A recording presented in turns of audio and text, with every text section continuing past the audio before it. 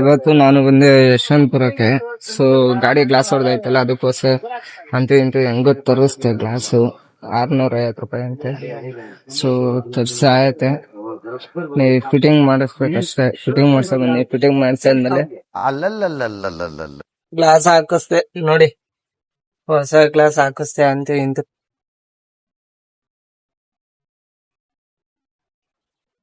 So duty ಯಾವ್ದು ಬಿದ್ದಿಲ್ಲ, on ಮಾಡಿದೀನಿ. ಬೆಳಗ್ಗೆ ಆನ್ ಮಾಡಿರೋದು, ಡ್ಯೂಟಿ ಯಾವ್ದು ಬಿದ್ದಿಲ್ಲ.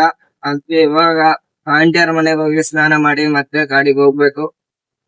ನೋಡೋಣ ಮುಂದೆ ಯಾವ್ದು ಬೇಕು ಅಂತ ಬಂದದಲ್ಲ, ದಾರಿ ತಪ್ಪಿ ಬಂದ. ಹೋಗ್ಲಿಕ್ಕೆ ಮನಸ್ಸುಂಟು, ಹೋಗ್ಲಿಕ್ಕೆ ಮನಸ್ಸುಂಟು, ನೀವು ದಾರಿ ಮಾಡಿ ಕೊಡ್ಬೇಕು. ಮನೆ ಬಂದು ಸ್ನಾನ ಮಾಡಿ ಆಯ್ತು, ಫುಲ್ ಫ್ರೆಶ್ ಅಪ್.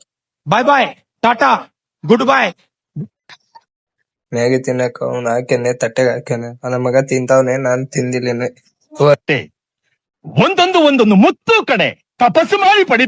ಕಾಮಾಕ್ಷಿ ಬೆಳೆದಿಂದ ಒಂದ್ ಡ್ಯೂಟಿ ಇತ್ತು, ಸಿಗಲಿ ಡ್ಯೂಟಿ ಬಿದ್ದೈತೆ. ಲೋಡ್ ಆಗ್ತಿದೆ ನೋಡಿ, ಅದೊಂದು ಅನ್ಲೋಡ್ ಮಾಡ್ತಿರೋದು, ವಿಡಿಯೋ ಮಾಡಕ್ ಆಗ್ಲಿಲ್ಲ. ಸೊ ಹಂಗಾಗಿ ಕಾಲಲ್ಲಿ ಕೇಸು. ಇವಾಗ ಅನ್ಲೋಡ್ ಆದ್ಮೇಲೆ ವಿಡಿಯೋ ಮಾಡ್ತೀನಿ. ಲೋಡ್ ಆಗಿ